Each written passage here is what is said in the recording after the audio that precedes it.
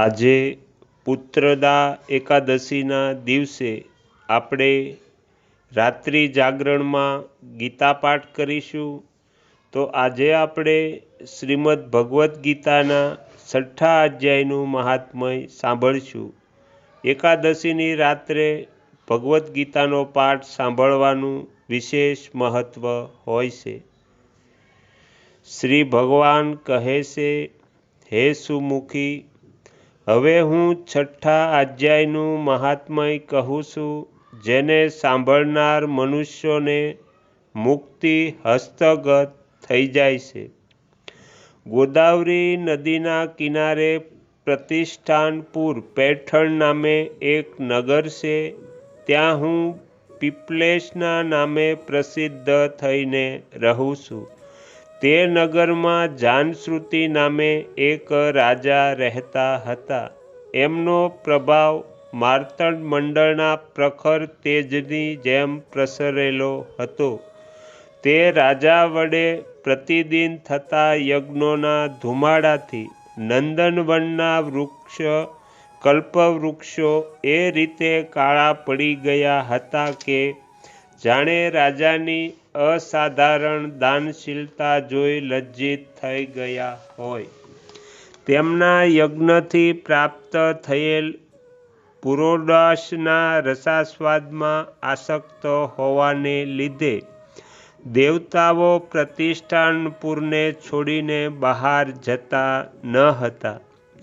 એમના દાન વખતે મૂકેલી જળની ધારા પ્રતાપરૂપી તેજ અને યજ્ઞધૂમોથી પુષ્ટ થયેલા મેઘ સમય ઉપર વરસાદ આપતા હતા.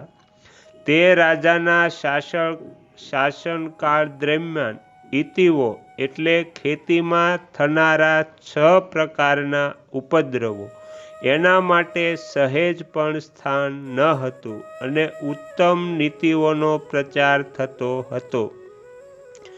તેઓ વાવ, કૂવા અને તળાવ ખોદવાના બહાને દરરોજ ભૂગર્ભોના નિધિઓનું અવલોકન કરતા રહેતા હતા.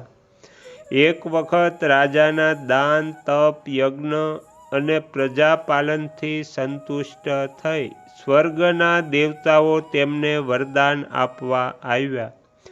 તેઓ કમળની નાળ જેવા ઉજ્જવલ હંસોનું રૂપ ધારણ કરી પાંખ ફફડાવતા આકાશ માર્ગે ચાલવા લાગ્યા. ઘણી ઉતાવળમાં ઉડતા તે બધા હંસો પરસ્પર વાતો પણ કરતા જતા હતા. તેમાંથી ભદ્રાશ્વ વગેરે જેવા 2-3 હંસ ઝડપથી ઉડી આગળ નીકળી ગયા. ત્યારે પાછળવાળા હંસોએ આગળ જનારા હંસોને સંબોધીને કહ્યું, અરે ભાઈ ભદ્રાશ્વ, તમે ઝડપથી આગળ કેમ નીકળી ગયા છો? આ માર્ગ ખૂબ દુર્ગમ છે. આ માર્ગમાં આપણે બધાએ સાથે રહેવું જોઈએ. નથી જોતા આ સામે જ પુણ્યમૂર્તિ મહારાજ જાનશ્રુતિનું તેજ અત્યંત સ્પષ્ટ રૂપમાં પ્રકાશી રહ્યું છે. એ તેજથી ભસ્મ થવાની આશંકા છે. તેથી સાવધાનીથી આગળ વધવું જોઈએ.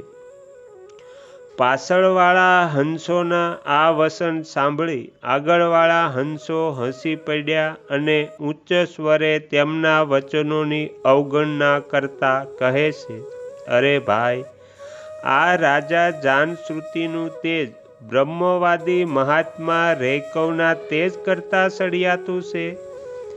હંસોની આ વાતો સાંભળી રાજા જાનશ્રુતિ પોતાના ઊંચા મહેલની અટારીએથી ઉતરી ગયા. પછી સુખપૂર્વક આસન ઉપર વિરાજમાન થઈ પોતાના સારથીને બોલાવી અને કહ્યું, જા, મહાત્મા રૈકવને અહીં લઈ આવ. રાજાની આ અમૃતવાણી સાંભળી મહ નામનો સારથી પ્રસન્ન થઈ નગરની બહાર ગયો. સૌથી પહેલાં તેણે મુક્તદાયીની કાશીપુરીની યાત્રા કરી, જ્યાં ભગવાન વિશ્વનાથ લોકોને ઉપદેશ આપતા હતા. પછી જ્યાં પ્રફુલ્લ નેત્ર ભગવાન ગદાધર સંપૂર્ણ લોકોનો ઉદ્ધાર કરવા નિવાસ કરે છે તે ગયા ક્ષેત્રમાં પહોંચ્યો. તે પછી વિભિન્ન તીર્થોનું ભ્રમણ કરતો તે સારથી પાપનાશીની મથુરાપુરીમાં ગયો. આ ભગવાન શ્રી કૃષ્ણનું મૂળ સ્થાન છે, જે પરમ પવિત્ર અને મોક્ષ આપનારું છે. વેદશાસ્ત્રોમાં આ તીર્થ ત્રિભુવનપતિ ભગવાન ગોવિંદના અવતાર સ્થાન નામથી પ્રસિદ્ધ છે. વિવિધ દેવો અને બ્રહ્મઋષિઓ તેનું સેવન કરે છે. મથુરા નગરી કાલંદી યમુનાના કિનારે શોભે છે.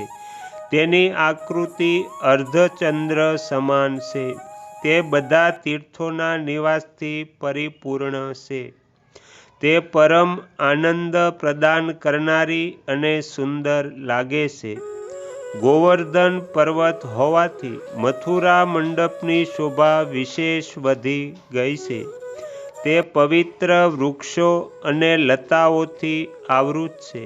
તેમાં 12 વનો છે.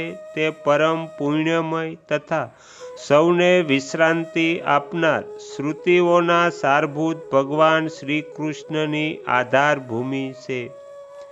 ત્યારબાદ મથુરાની પશ્ચિમ અને ઉત્તર દિશા તરફ ઘણે દૂર સુધી ગયા પછી તે સારથીને કાશ્મીર નામનું નગર દેખાયું, જ્યાં શંખ સમાન ઉજ્જવલ ગગનચુંબી મહેલોની હારમાળા ભગવાન શંકરના અટ્ટહાસ્યની જેમ શોભતી હતી.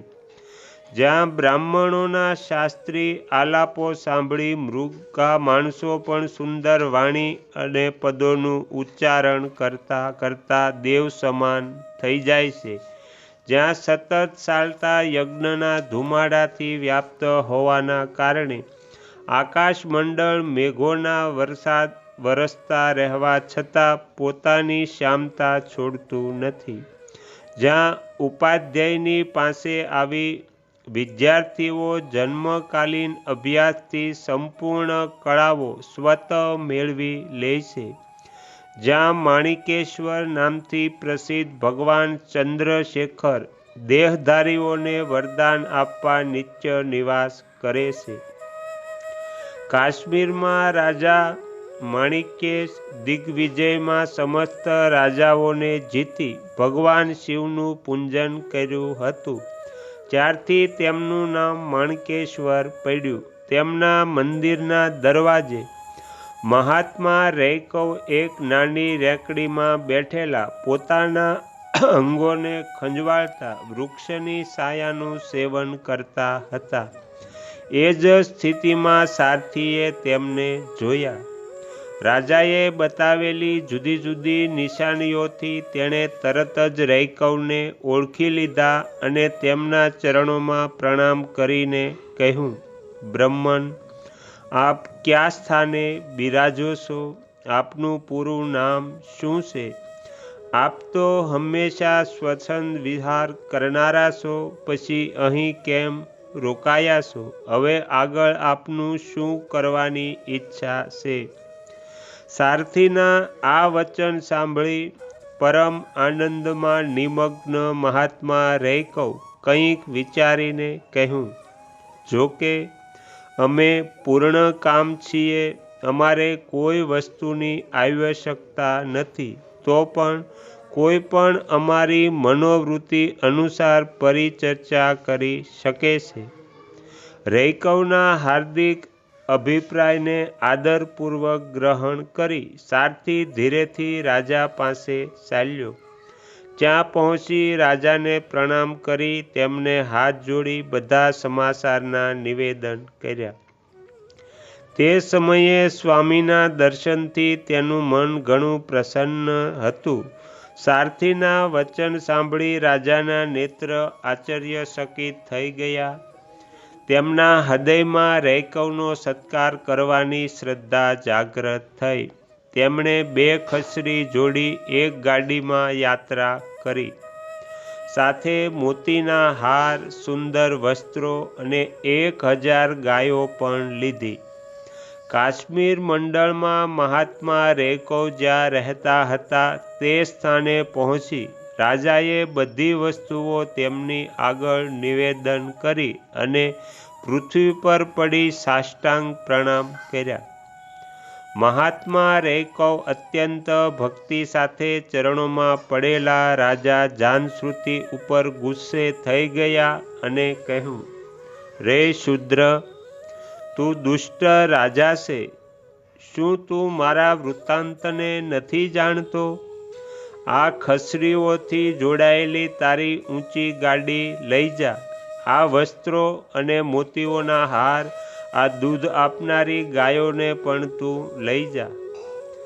આ પ્રમાણે આજ્ઞા આપી રૈકવે રાજાના મનમાં ભય ઉત્પન્ન કરી દીધો.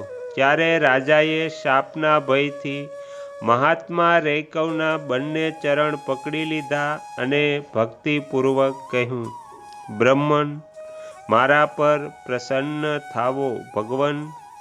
આપમાં આ અદ્ભુત મહાત્મય કઈ રીતે આવ્યું? પ્રસન્ન થઈ મને બરોબર જણાવો. રૈકવ કહે છે, રાજન, હું પ્રતિદિન ગીતાના 6થા અધ્યાયનો પાઠ કરું છું. એથી જ મારી તેજોરાશિ દેવતાઓ માટે પણ દુઃસહ થઈ છે. તે પછી પરમ બુદ્ધિમાન રાજા જાનશ્રુતિએ યત્નપૂર્વક મહાત્મા રૈકવ પાસેથી ગીતાના 6થા અધ્યાયનો અભ્યાસ કર્યો. એથી તેમને મોક્ષની પ્રાપ્તિ થઈ. આ બાજુ રૈકવ પણ ભગવાન માણકેશ્વરની પાસે મોક્ષદાયક ગીતાના 6થા અધ્યાયનો પાઠ જપ કરતા સુખેથી રહેવા લાગ્યા. હંસરૂપ ધારણ કરી વરદાન આપવા માટે આવેલા દેવતાઓ પણ વિસ્મિત થઈ સ્વઈચ્છા અનુસાર ચાલ્યા ગયા. જે માણસ હંમેશા આ એક જ અધ્યાયનું અધ્યયન કરે છે તે પણ ભગવાન વિષ્ણુના સ્વરૂપને પ્રાપ્ત કરે છે, એમાં જરા પણ સંદેહ નથી. તો અહીંયા શ્રીમદ ભગવદ્ ગીતાના 6થા અધ્યાયનું મહાત્મય સમાપ્ત થાય છે. હવે પછીની જે એકાદશી આવે ત્યારે આપણે 6થા અધ્યાયનો પાઠ કરીશું. તમે તમારો કિંમતી સમય આપીને એકાગ્ર ચિત્તે પ્રસન્નતાપૂર્વક શ્રીમદ ભગવદ્ ગીતાના 6થા અધ્યાયનું મહાત્મય સાંભળ્યું એ બદલ હું આપ સૌનો ખૂબ ખૂબ આભાર વ્યક્ત કરું છું અને આશા પણ રાખું છું તમને સાંભળવું ગમ્યું હશે. જો ગમ્યું હોય તો બીજા 5 લોકોને પણ સંભળાવજો. શ્રી સદ્ગુરુ દેવની જય. આગળના વિડીયો જોવા માટે આ ચેનલને સબસ્ક્રાઈબ કરો અને જો આ વિડીયો પસંદ આવ્યો હોય તો લાઈક કરો.